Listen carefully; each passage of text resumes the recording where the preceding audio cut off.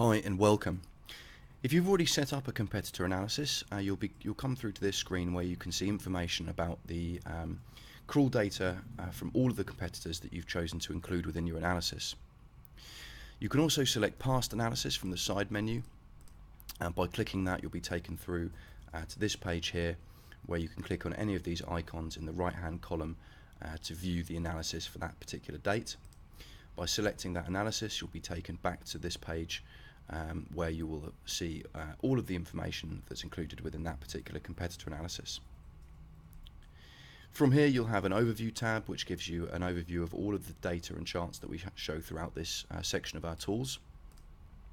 We also compare content, so the number of words distributed across all of the different competitors, the average number of words per page, and the amount of words across the site for each of the competitors. We also show which pages, how many pages are accessible, HTML text pages, and the number of images across each of these sites. Indexation has a breakdown of the indexable versus non-indexable pages. Canonical Information shows information about canonical errors, as well as the amount of content that's on canonical pages.